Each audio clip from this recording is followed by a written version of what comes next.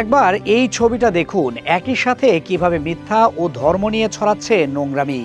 ভারতের একটি জনপ্রিয় টিভি চ্যানেল দাবি করছে ভারতের ভয়ে হিন্দু লিটন দাসকে ক্যাপ্টেন, আইপিএল ব্যানের 24 ঘন্টায় শুরু হয়েছে অ্যাকশন। একে তো খেলার মাঝে ধর্ম টেনে এনেছেই, এরপর আবার শুরু করেছে মিথ্যাচার।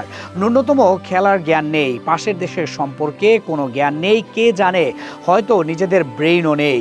তাই তো যা খুশি লিখতে পারছে খুবই সহজে। অবশ্য তাদের দেশটা চলছেই এভাবে। কিছুদিন আগেও তো বিশ্বের 1 নাম্বার মিথ্যা নিউজ ছড়ানোর জন্য তাদের দেশের নামটাই এসেছিল। একে তো ছড়িয়েছে মিথ্যা তথ্য, তার উপর আবার সূক্ষ্মভাবে ঢুকিয়ে দিয়েছে ধর্মীয় ইস্যু। নাজমুল শান্ত টি-20 অধিনায়কত্ব ছেড়ে দেওয়ার পর বেশ কিছু সিরিজে লিটন ছিলেন অস্থায়ী অধিনায়ক। তবে গত বছর মে মাসেই লিটনকে স্থায়ী অধিনায়কত্বের দায়িত্ব দেয়া হয়। অথচ কি পরিমাণ নোংরা একটা নিউজ করেছে তারা! অবাক করা ব্যাপার, এগুলোই বিশ্বাস করেছে ভারতের লোকজন। শিক্ষার ব্যাপারটা কি আদৌ তাদের জন্য? প্রশ্ন থেকেই যায়। খেলার মাঝে ধর্ম টেনে আনার মতো বাজে কাজ শুধু তারাই করতে পারে।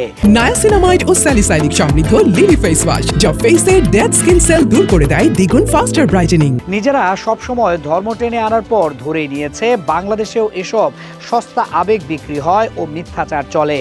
গত রাতেও বিসিবি প্রেসিডেন্ট আমিনুল ইসলাম বুলবুল বলেছেন, যাই হয়ে যাক, ভারতে যাচ্ছে না বাংলাদেশ। ক্রীড়া উপদেষ্টা আসিফ নজরুলেরও একই বক্তব্য। খেলোয়াড়দের নিরাপত্তা ও দেশের সম্মান বিক্রি করে বাংলাদেশ ভারতে যাচ্ছে না বিশ্বকাপ খেলতে। দুজনের কথায় একটা কথা পরিষ্কার, প্রয়োজনে বিশ্বকাপ খেলবে না, তবুও ভারতে যাবে না বাংলাদেশ দল। এদিকে গ্রেট ইন্ডিয়া পেজ কি রিপোর্ট করেছে দেখুন। তারা লিখেছে, আইসিসির লাল চোখেই কাজ, বিশ্বকাপ খেলতে মাথা নোয়ালো বাংলাদেশ। জ্ঞান আসলে কোথায় তাদের? সেই জবাবটা কি আদৌ আছে? কলকাতার আরেকটি পেজের নাম কলকাতা 24x7।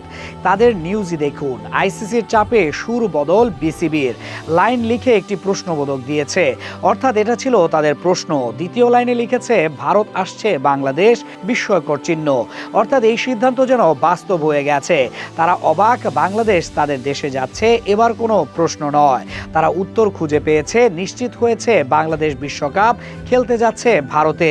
এরকম হাজারো মিথ্যা নিউজ, ধর্মীয় উস্কানি দিনের পর দিন দিয়েই যাচ্ছে ভারতের মিডিয়া। আর সেসব বিশ্বাস করছে তাদের দেশের মানুষ।